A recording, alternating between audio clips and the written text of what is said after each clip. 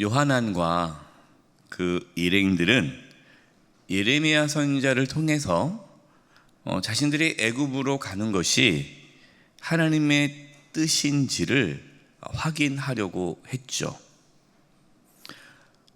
근데 사실 그들은 이미 애굽으로 내려갈 생각이었고 계획을 갖고 있었습니다.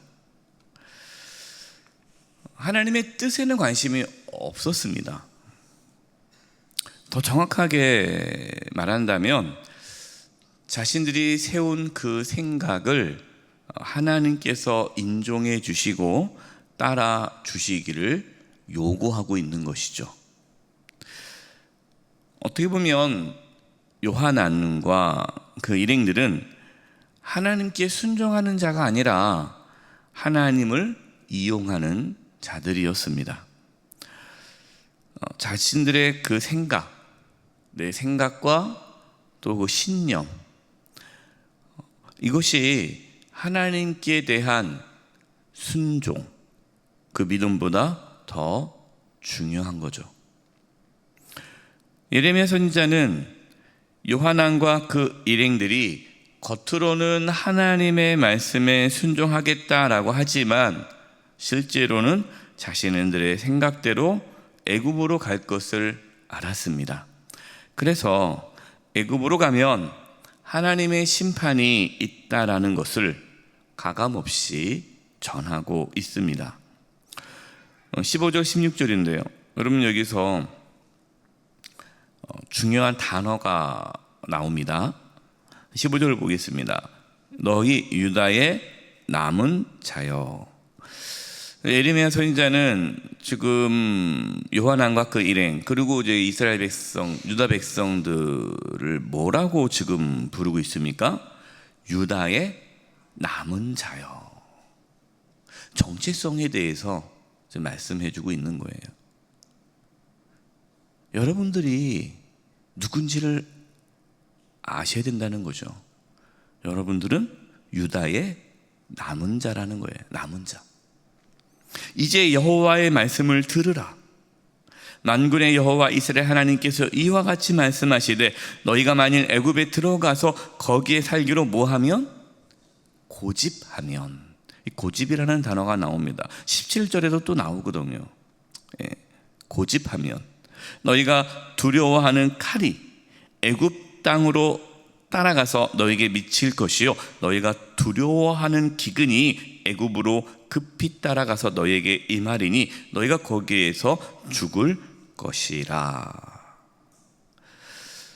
요하난과 그 일행들이 남은 유다 백성을 끌고 애굽으로 가는 이유는 분명하죠. 우리가 어제 말씀을 나눴습니다. 애굽으로 가는 이유는 하나예요. 바벨론의 칼을 피하기 위해서. 그러나 그 요하난과 그 일행들은 애굽이 피난처가 아니라 하나님이 피난처라는 사실을 잊어버린 거죠.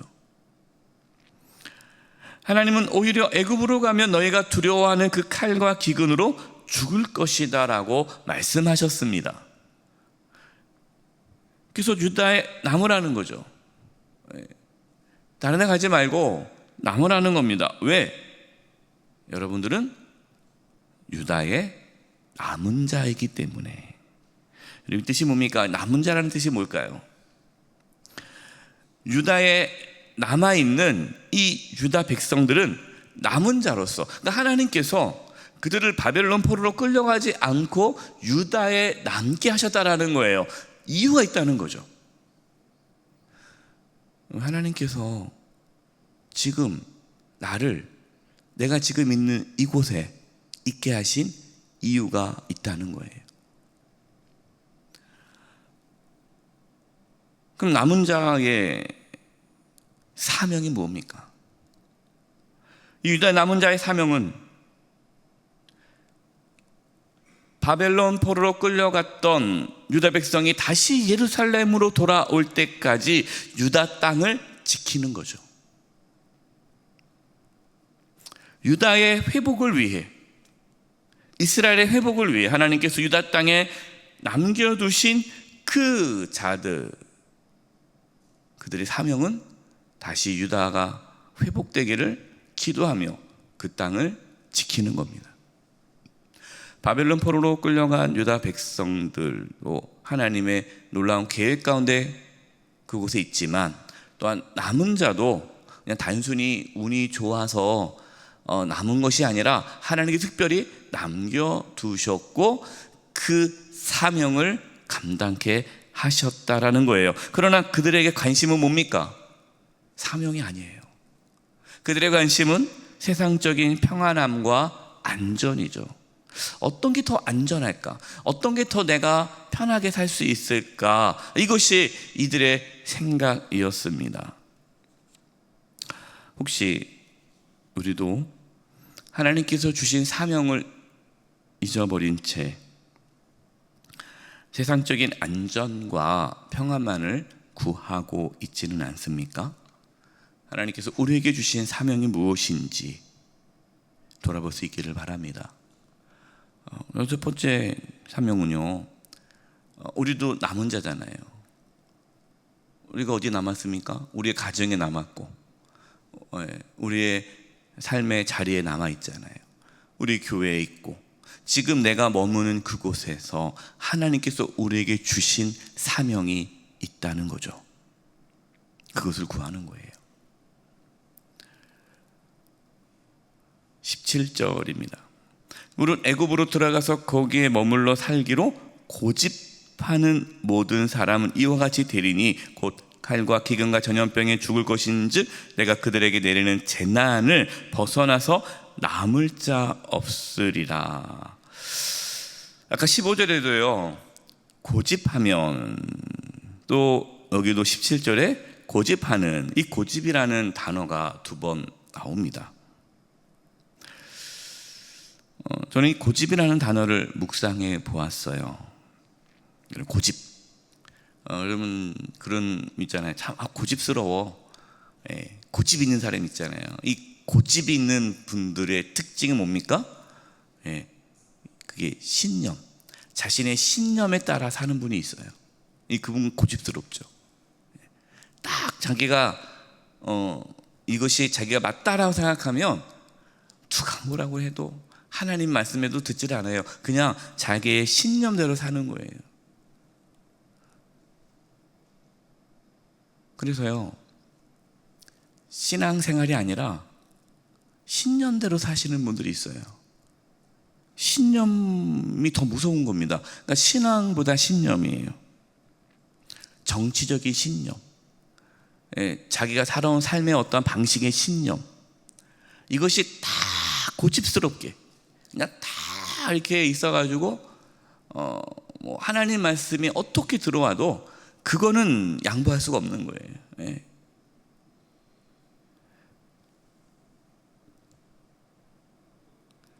신념이 무섭습니다. 신념은 신앙이 아니에요. 참된 신앙은 우리의 신념을 깨트립니다. 다 하나님 앞에 엎드리는 거죠. 내가 옳다라고 여기는 것도 내려놓을 수 있는 그것이 신앙이죠. 신념에 사로잡혀 신앙을 저버리는 어리석음에 빠지지 않기를 바랍니다. 즉 요한왕과 그 일행들은 이 신념에 사로잡힌 거예요. 어떤 신념입니까? 애굽은 안전하다. 애굽은 우리를 지켜준다.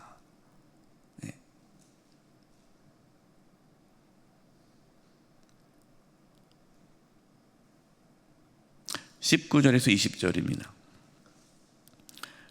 유다의 남은 자들아, 여호와께서 너희를 두고 하신 말씀에 너희는 애굽으로 가지 말라 하셨고, 나도 오늘 너희에게 경고한 것을 너희는 분명히 알라.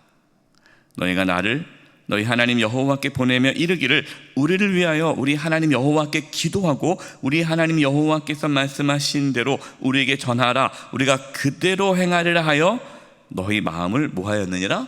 속였느니라. 어제 말씀에서 그 부분 나눴잖아요. 요한왕과 그 일행들이 예레미야에게 찾아와서 부탁했잖아요. 하나님께서 무슨 말씀을 하실지 말씀하면 우리가 다 순종하겠다.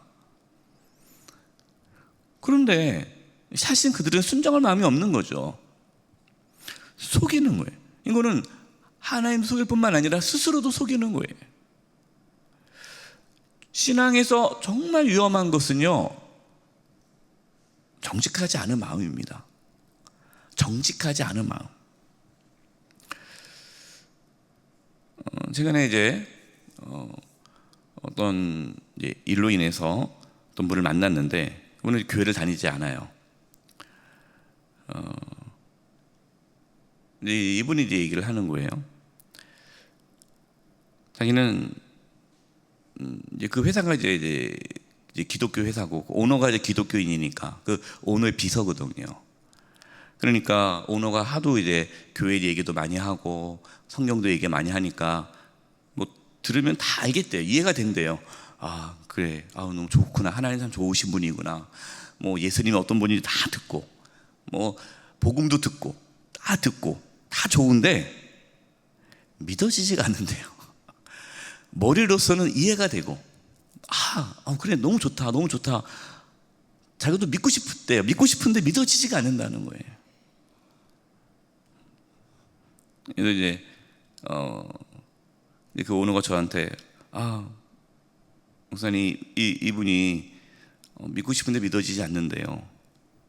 제가 이제 그 비서한테 그랬어요. 그게 정상입니다. 믿어지지 않는 게 정상입니다. 믿어지는 게 놀라운 일이죠. 그리고 지금 그 마음이 너무 귀합니다. 믿어지지 않는데 믿는 척 하지 않는 게 중요합니다. 지금처럼 그렇게 하시면 됩니다. 그러면서 이렇게 한번 기도해 보세요. 하나님, 저 하나님 믿고 싶은데, 예수님 믿고 싶은데 믿어지지 않아요. 머리로서는 이해가 되는데 마음으로 받아들이지가 않아요. 정직하게 그렇게 기도하세요. 하나님께서 반드시 만나 주실 겁니다. 저는 믿어지지 않는다라는 그분의 그 고백이 너무 귀했어요. 우리는 어떻습니까? 믿어지지 않은데 믿는 척 하면서, 지금 요한이 그런 거죠. 믿지를 않아요. 하나님을 믿지를 않습니다. 그런데 하나님께서 말씀하면 우리가 순종하겠다라고 말을 하는 거예요. 믿음 있는 척 하는 거죠. 하나님은 우리의 마음을 다 아십니다. 하나님은 우리가 연약함도 아십니다. 하나님은 우리가 정직하게 하나님께 나아가기를 원하십니다.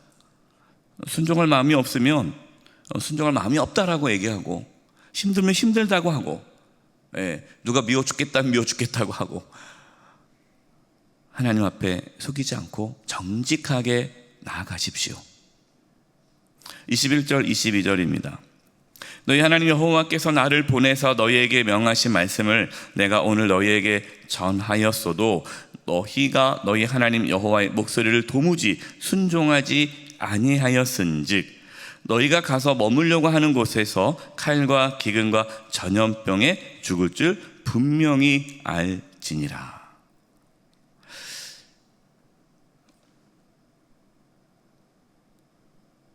너희 하나님 여호와의 목소리를 도무지 순종하지 않았다. 앞에 있는 우리 어제 말씀에서 앞에서는 뭡니까? 예레미야 선지자를 하나님께 보내면서 우리가 하나님 말씀을 듣고 싶습니다. 말씀하옵소서 듣겠나이다 라고 한 거죠.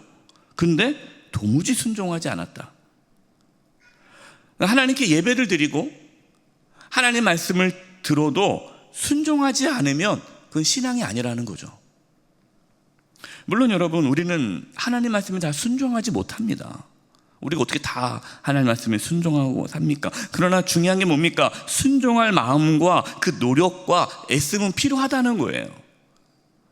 근데 요한과 그 일행은 그 자체가 없어요. 도무지 순종할 마음이 없는 거예요. 여러분, 그것은 신앙이 없는 겁니다. 우리가 예배를 드리고 기도를 하고 말씀을 듣는 그 모든 신앙의 행위를 통해서 하나님께 순종함으로 나아가는 그러한 통로가 되기를 바랍니다. 여러분, 우리가 예배와 기도와 그 말씀이 내가 원하는 것을 얻기 위해 하나님께 나아가는 것이 아니라 하나님께 순종할 수 있는 그 은혜의 통로가 될 수 있기를 주님의 이름으로 축원드립니다.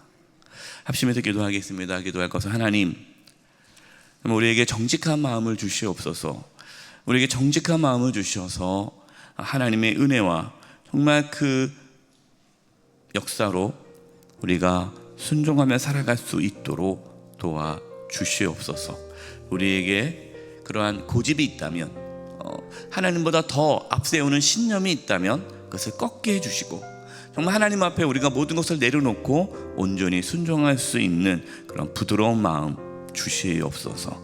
정직한 마음, 부드러운 마음, 순종하는 은혜를 구하는 시간 갖도록 하겠습니다. 기도하겠습니다. 하나님 아버지 시간 기도합니다. 아버지 하나님 도와주시옵소서. 우리에게 부드러운 마음을 주시옵소서. 하나님 정말 우리에게 정직한 마음을 주시옵소서. 하나님 저희들에게 믿음을 부어 주셔서 하나님께 온전한 마음으로 나아가게 도와주시옵소서. 순종하며 살아가기를 원합니다. 예수 그리스도를 정말 주님으로 모시고 살아가기를 원합니다. 하나님이여 도와주시옵소서. 하나님 저희들을 붙잡아 주시옵소서. 오늘도 날마다 우리를 쳐서 주님께 복종하며 살아갈 수 있는 은혜가 있게 하여 주시옵소서. 날마다 죽으며 살게 하여 주시옵소서. 하나님 아버지, 저희들에게 부드러운 마음을 주시고 정직한 마음을 주셔서 주님께 나아가 엎드리며 순종할 수 있는 은혜를, 믿음을 구하게 하여 주시옵소서. 저희들 연약합니다. 주님 붙잡아 주셔서 이 악한 세상 속에서도 믿음으로 살아갈 수 있도록 주여 은혜를 내려 주시옵소서. 예수님의 이름으로 기도드립니다. 아멘.